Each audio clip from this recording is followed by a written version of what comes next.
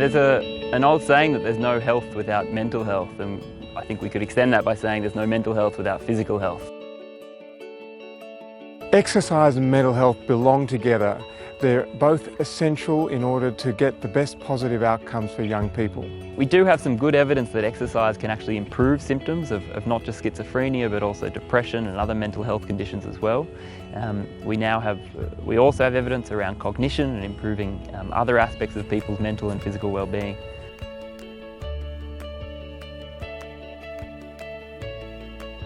Motivation is a big factor for people in the general population in terms of being able to start and then continue with exercise. It's only going to be amplified in people who suffer from mental illness as well. And this is where clinicians can play a key role in terms of keeping up that level of motivation. And this is something that everyone in the clinical team can contribute to. Psychiatrists, psychologists, caseworkers, everyone needs to be on message with the young people saying, what are you doing now? What's your level of physical activity? What are the physical activities that you enjoy? What kind of exercise is something that in the past you've enjoyed? Let's see how we can now build that into the part of the holistic program that is part of your treatment. So for anyone on antipsychotic medications, exercise has a really important role to play in reducing risk factors for preventable chronic disease, so things like diabetes and cardiovascular disease. So it does this by reducing things like our cholesterol, our blood pressure, helping managing our blood glucose, and it is an important piece in the weight loss puzzle as well, which is also one of our risk factors for cardiovascular disease.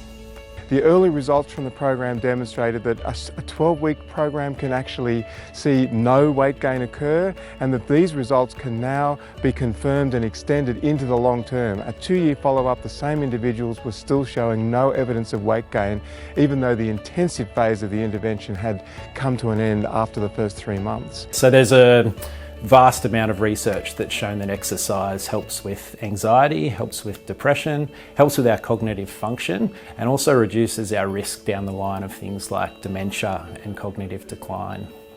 One of the really important things with exercise is that we don't need access to expensive equipment or gyms, and again it's fostering what people want to do and encouraging what they want to do. Walking is one of the most accessible forms of exercise that we can do. Simple strength-based exercises can be done with household objects. What we know is that simply telling people to be more active doesn't work. So exercise essentially helps you to be able to do more and to do it easier. So things like walking up the stairs with arms full of groceries, things like running across the road to catch a bus, even just navigating simple things like housework. Everything becomes a bit easier when your body's in better physical condition, and that's something that exercise will provide. There's no one exercise that's going to work for everybody. It's a matter of tailoring exercise to the preferences of the individual, coming up with the strategy that they're going to be happy to pursue and continue in the long term. One of the key issues we have is this association between exercise and weight loss, and I think it's really important that we separate the benefits of exercise from weight loss. If people are looking to achieve weight loss, then diet modification is a huge part of that and needs to be the priority. Exercise can contribute to weight loss through achieving a deficit in energy expenditure, but it's really not the main reason why we should be exercising. All these other benefits of exercise are how we feel, our mood, our sleep, our fitness, all these other sorts of reasons, which is why we need to be promoting exercise. And the problem with focusing on weight loss is that if people may start an exercise program, they might feel really good, but they might jump on the scales and realise that they haven't changed, and that can be really demotivating for someone. So it's important that we separate exercise from weight loss and promote exercise for the other benefits that it can offer. When designing an exercise program for someone, it's really important that we consider their physical capacity.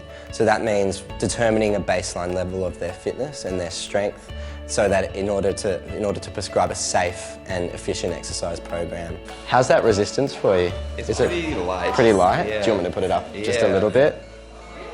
So an exercise physiologist is really important in doing an assessment with a person and identifying their needs and goals and figuring out an appropriate action plan. Once that's developed, anybody can help with the implementation of that plan and to help support the person to get the most out of it. So an exercise intervention delivered by an accredited exercise physiologist will include a comprehensive exercise history, a fitness assessment, depending on what fitness measure we're looking at, maybe strength, maybe aerobic fitness, maybe flexibility. It would also include goal setting, motivational interviewing, and it may also include some counselling and education. We want people doing more structured exercise that incorporates aerobic exercise, that heart and lung based movement, but also strength or muscle building exercises. But we also want their general lifestyle to involve and encompass that message of moving more and sitting less. Mental health professionals really need to take an active role in supporting and encouraging their consumers with their physical activity and their exercise. So I've seen this done with occupational therapists and nurses actually doing things like walking consults with their consumers and encouraging their physical activity through that. But this extends to everybody that's in their support network. So family members, support workers can also have a role to play in encouraging physical activity and exercise. Another way to really help engage clients in exercise is using social sport. We have here at the Bondi Centre a group program that includes soccer, netball, tennis, basketball, all those really normalised sports that really get people involved because it's relatable to what they've done in the past and it really helps improve on their fitness without them even realising. Referral to an exercise physiologist can be achieved through three main pathways. The first one is the chronic disease management plan.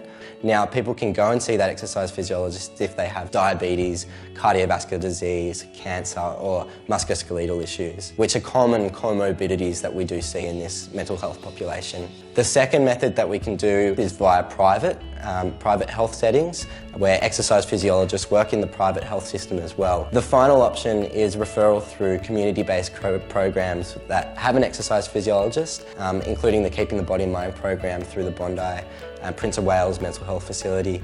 So with recent changes to the NDIS, you can also access an exercise physiologist through the NDIS and also through the My Aged Care system.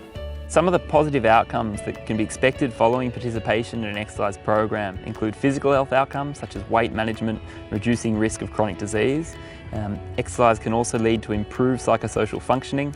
It can improve symptoms associated with mental illness such as depression, anxiety and schizophrenia. It can improve sleep quality and reduce cravings associated with alcohol and other substances. Taking the first step out the door is the hardest, just getting started, but once you start getting into that flow and exercising, it becomes easier every day. Sometimes I feel really unmotivated to leave the house, but once I do, I feel a lot better after, a lot more relaxed and relieved and refreshed. It keeps you really happy, it keeps you very motivated, especially when you do a lot of goal setting.